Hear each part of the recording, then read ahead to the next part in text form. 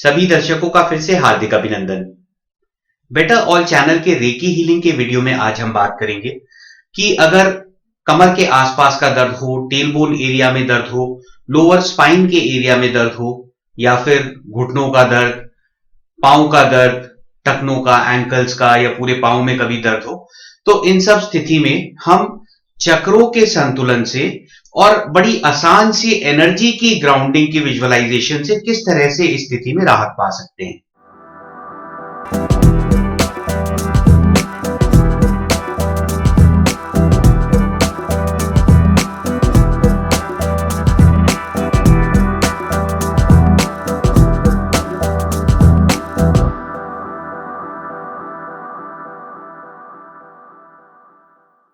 जब भी lower body का दर्द होता है, यानी कि कमर से नीचे का, और खासकर जो कॉमन स्थिति होती है जिसमें यह पाया जाता है वो है कि कमर में दर्द हो रहा है, रीढ़ की हड्डी के आसपास दर्द हो रहा है, और जब किसी का एक्सीडेंट हुआ हो या चोट लगी हो, ऐसे में या कभी स्लिप डिस्क हो गई हो, इन सब स्थिति में लगातार दर्द बना रहता है। और जिसके लगातार दर्द बना रहता है उसको इससे काफी पीड़ा भी होती है और उस जगह की ऊर्जा भी कम हो जाती है। तो आप नोटिस करेंगे कि ऊपर के चक्र तो सक्रिय हैं, लेकिन नीचे आते हुए चक्र छोटे होते जाते हैं, यानी कि चक्रों में असंतुलन है। तो इस स्थिति में राहत पाने के लिए अगर हम चक्रों को संतुलित रखें और ऊर्जा का प्रवाह अच्छा कर दें, तो जैसी भी स्थिति है उससे आप थोड़ी अच्छी स्थिति में आ जाएंगे। अगर आपके लोअर स्पाइन के आसपास अगर दर्द है या स्लिप डिस्क है, तो योगाचार्य और डॉक्टर्स भी कभी-कभी आपको प्राणायाम या फिर योगासन करने से मना करेंगे, क्योंकि वहां पर बहुत ज्यादा मूवमेंट से और ज्यादा दिक्कत हो सकती है। ऐसे में ध्यान आपकी मदद कर सकता है वहां पर हीलिंग करने के लिए। अब ध्यान के तरीके में रेकी भी आता है। अगर आप रेकी हीलर हैं तो आप रेकी हीलिंग के बड़े आसान से तरीके अपनाकर इस स्थिति में थोड़ा सुधार पा सकते हैं। और जिनके भी ऐसी स्थिति है वह अपनी खुद की हीलिंग करे तो वह सर्वश्रेष्ठ रहता है। अब रेकी हीलिंग में ही चक्रों को नापना भी सिखाया जाता है। नापने का तरीका बड़ा आसान है, या तो आप स्कैनिंग करके देख सकते हैं कि कहां पर एनर्जी कैसी है, या फिर आप डाउजर का इस्तेमाल कर सकते हैं या चक्रा स्कैनर का इस्तेमाल कर सकते हैं। हमने अलग अलग वीडियो में इसके बारे में भी बताया है। डाउजिंग की पूरी एक सीरीज है जिसमें चक्रों को नापना दिखाया गया है। लेवल 3A के वीडियोस में आपको चक्रा स्कैनर से चक्रों को कैसे नापा जाता है आप उसमें देख सकते हैं। तो जब आपको पता चले कि चक्र असंतुलित हैं, तो आप उसे अपनी रेगुलर डेली सेल्फ हीलिंग के अलावा भी संतुलित करें। अगर आप रेकी हीलिंग करते हैं तो जो रेकी हीलिंग की डेली सेल्फ हीलिंग प्रैक्टिस है उसमें आप सारे चक्रों को एक एक करके दो चक्र को एक साथ आप हीलिंग देते हैं। उसके बाद सारे चक्रों का संतुलन करते हैं। यह लेवल 1 से लेकर लेवल 3A के सारे जितने भी प्रैक्टिशनर्स हैं, रेकी चैनल्स हैं, उनके लिए एक ही विधि बताई जाती है और उसके लिए चैनल पर अलग से ध्यान भी है। अब जो चक्र संतुलन का तरीका है वो बहुत ही आसान है कि एक हाथ आप मूलाधार चक्र पे रखते हैं और एक हाथ आप सहस्त्रार चक्र पे रखते हैं, और आप चाहें तो अपने आगे सेहिकी बना लें, एक बड़ा सा सेहिकी बना लें। अगर आप सेकंड लेवल के प्रैक्टिशनर हैं, एक बड़ा सा सेहिकी बना लें कि अब संतुलन की ऊर्जा हमारे ऊपर प्रवाहित हो रही है। चाहे तो अपने ऊपर बना लें, आगे बना लें, जहां आपको अच्छा लगे। और उसके बाद आप दोनों हाथों को आप आंख खुली करके या बंद करके जैसे करना चाहें, आप हाथों को ऑपोजिट डायरेक्शन में हिलाएं। ऐसे करके धीरे धीरे आप ऑपोजिट डायरेक्शन में लेकर जाएं। और जब आप हाथ आगे से लेकर जाते हैं तो आपको अपने चक्र भी फील होते हैं।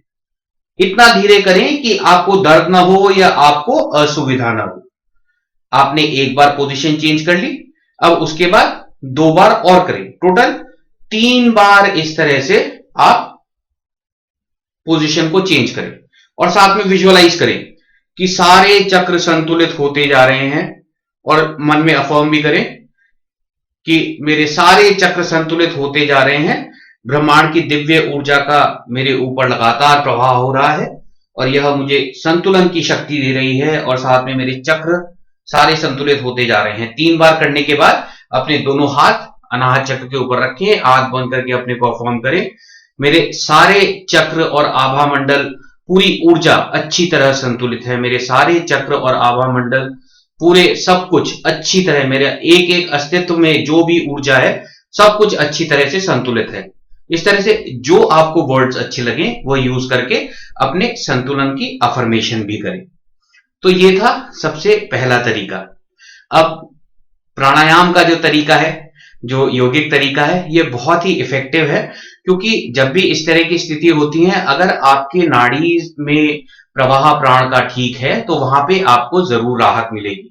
और इसके लिए नाड़ी शोधन प्राणायाम बहुत काम आता है। नाड़ी शोधन प्राणायाम करते हुए एक और बात याद रखें, जब आप इस तरह से अपनी नासिका को बदल रहे हैं, आप नॉस्ट्रिल्स को बदल रहे हैं, तो इस तरह से आप इमेजिन करें कि एक क्रॉस ओवर एनर्जी का बन रहा है बैलेंस के साथ साथ। जैसे आपने डायग्राम में देखा है कि इदा पिंगला सुषुम्ना नाड़ी को क्रॉस होते हुए दिखाते हैं, ऊपर आते हुए, जैसे अभी आपको डायग्राम में दिख रहा होगा। इस तरह से दोनों चैनल में एनर्जी क्रॉस ओवर हो रही है। जब भी इस तरह से एनर्जी क्रॉस ओवर रहती है, इसको चेक करने का भी तरीका है, जिसको हम अप्लाइड किनेसियोलॉजी या मसल टेस्टिंग से भी चेक कर सकते हैं। जब भी ये एनर्जी क्रॉस ओवर होती है तो शरीर में अच्छी स्फूर्ति रहती है, शरीर में ताकत रहती है। जब भी ये क्रॉस ओवर पैरेलल लाइन में हो जाए, यानी कि इस तरह से फ्लो करने के बजाय सीधी सीधी एनर्जी फ्लो कर रही हो, वैसे में शरीर की ताकत कम हो जाती है। तो अगर इस क्रॉसओवर को इंश्योर करने के लिए आप नाड़ी शोधन करते करते मन में यह भी विजुअलाइज करें कि जैसे जैसे सांस का प्रवाह बदल रहा है, इदा पिंगला नाड़ी में क्रॉस ओवर भी हो रहा है। तो इतना मात्र करने से ही देखा गया है कि अच्छी एनर्जी मिल जाती है। क्रॉसओवर के और भी तरीके हैं कि आप अपने दोनों हाथ इस तरह से कंधे के ऊपर रखें और 4-5 गहरी सांस लें, लंबी और गहरी सांस।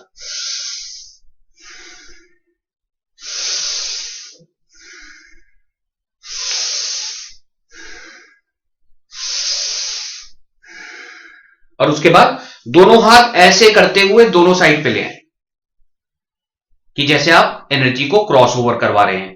ऐसे 2-3 बार करें तो अच्छा एनर्जी का क्रॉस ओवर हो जाता है। अब हमने इसकी टेस्टिंग की बात करी थी। अब टेस्टिंग का तरीका बहुत आसान है, मसल टेस्टिंग से है। लेवल 3A में आप मसल टेस्टिंग का वीडियो देखें, जैसे कि आपको अभी वीडियो के एक क्लिपिंग में दिख रहा होगा कि एक हाथ उठाकर कोई और हल्का सा हाथ को दबाता है और चेक करता है। अगर क्रॉस दिखाने पर हाथ की स्ट्रेंथ कम हो गई, यानी कि मसल की स्ट्रेंथ कम हो गई और हाथ नीचे चले गया, तो यानी कि क्रॉस ओवर नहीं हो रहा है। पैरेलल लाइन दिखाएंगे तो ऐसे में आपको वहां पे स्ट्रेंथ बनी हुई दिखेगी। एक पेपर पे ड्रॉ करें, एक पेपर पे क्रॉस बनाएं और जिसका आप टेस्टिंग करना चाहते हैं पहले कैलिब्रेशन कर लें, उसके बाद आप क्रॉस दिखाएं, फिर चेक करें। तो पहले जहां पे हाथ जितनी स्ट्रेंथ में सीधा था, अब वहां पर थोड़ा सा नीचे हो जाएगा। आप पैरेलल लाइन दिखाएंगे तो बिल्कुल वहीं पर रहेगा, यानी कि अभी स्थिति ऐसी है कि वहां पे पैरेलल फ्लो हो रहा है। इसके बाद आप नाड़ी शोधन करवाएं, प्लस ऐसे जो हमने हाथ रख के आपको ब्रीदिंग बताई थी, आप ये करवाएं तो आप देखेंगे कि फिर क्रॉस ओवर में हाथ की स्ट्रेंथ बड़ी रहती है, यानी कि जब आप दबाएंगे तो हाथ वहीं पर रहता है और नीचे नहीं आता, और पैरेलल दिखाएंगे तो हाथ नीचे आने लगता है। यह डिजायरेबल स्टेट है। तो ऐसी स्टेट में आप अपने आप को बड़ी आसानी से ला सकते हैं। आप चेक ना भी करें तो बस ये थोड़ी छोटी सी चीजें कर लें तो आपकी एनर्जी का क्रॉसओवर मेंटेन होता है और बहुत ही अच्छी तरह से आप अपने को अच्छी एनर्जी स्फूर्ति में रख सकते हैं। जब फिजिकली बॉडी की मसल स्ट्रेंथ भी बढ़ जाती है तो जहां कहीं पे दर्द हो या कहीं ऐसी जगह है जहां पे शरीर कमजोर हो चुका है, वहां पर भी धीरे धीरे वहां पे प्रबलता आने लगती है। तो आसानी से आप इसको कर सकते हैं। अगले तरीके की हमने बात करी थी ग्राउंडिंग की। जब हम ध्यान करते हैं तो उस समय बोला जाता है हम आसन पर बैठें। बिल्कुल सही विधि है। अब ऐसे में होता क्या है कि हम अपनी एनर्जी तो रिसीव कर रहे हैं लेकिन एनर्जी ग्राउंड नहीं होती है। ऐसे में हमारी एनर्जी ऊपर को राइज करती है, सारे चक्रों में बहुत अच्छी एनर्जी जाती है। लेकिन जब ये तरीके दिए गए थे उस समय सब दिन भर नंगे पांव भी चलते थे, यानी कि जब तक आपने ध्यान किया आप आसन पर बैठे हैं, उसके अलावा दिन भर आप या तो नंगे पांव चलते थे या फिर खड़ाऊ पहन के चलते थे। दोनों ही स्थिति में, क्योंकि लकड़ी जो है वो इंसुलेटर नहीं है एनर्जी के लिए, वो एक अर्थली मटेरियल है, वह भी एनर्जी को कंडक्ट करती है। तो जब हम इस तरह की स्थिति में रहते थे, नंगे पांव चल रहे हैं, तो एनर्जी ग्राउंड भी होती है। जब एनर्जी ग्राउंड होती है तो हमें धरती से ऊर्जा भी मिलती है, साथ में कोई नकारात्मक ऊर्जा हो वो नीचे को बहती है, और ऊपर से जो ऊर्जा आ रही है सारे चक्रों में संतुलन बना रहता है। तो आप दिन भर में कुछ देर नंगे पांव जरूर चलें।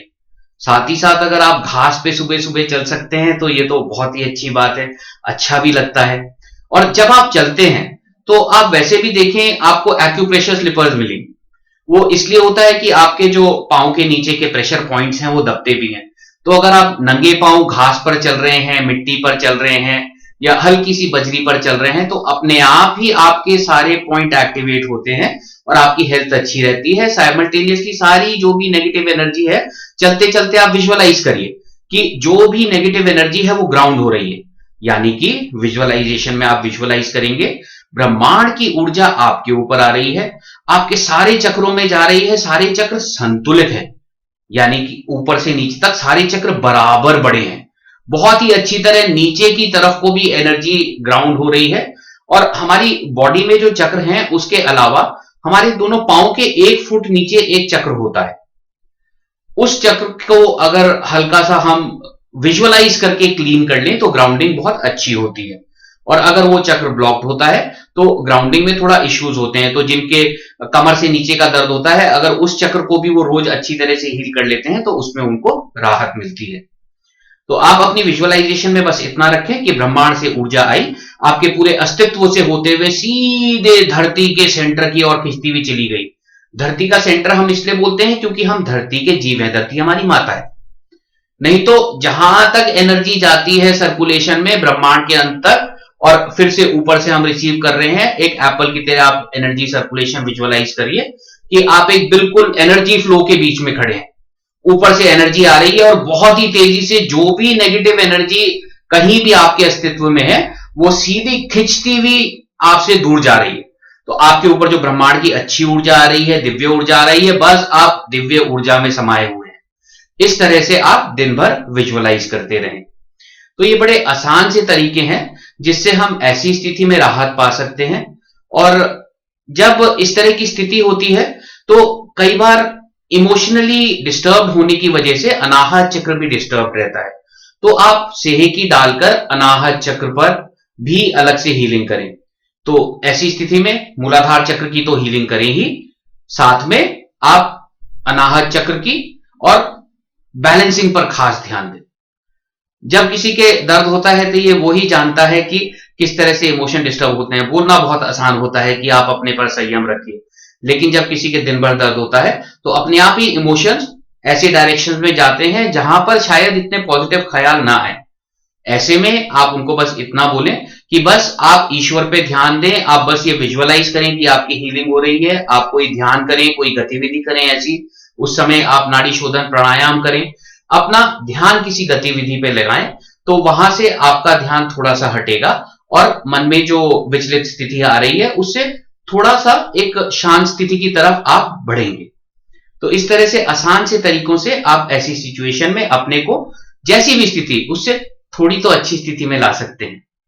आशा है इस सब से जो भी ऐसी स्थिति में उनको तो लाभ होगा ही। साथ में अगर आपको कोई तरीका पता है जिससे सबको ऐसी स्थिति में लाभ हो सके तो जरूर कमेंट्स में शेयर करिए। और अगर आप किसी को जानते हैं जिनको इन छोटी सी टिप्स से मदद मिल सकती है तो आप जरूर इनकी हेल्प करिए। जरूरी नहीं है कि वो रेकी हीलर ही हो, रेकी चैनल तो इसका यूज करें ही। जो लोग ध्यान भी करते हैं, प्राणायाम करते हैं, वो भी बड़े आसान से विजुअलाइजेशंस और इन तरीकों से इस स्थिति में अपने लिए अच्छा फायदा कर सकते हैं। बहुत बहुत धन्यवाद।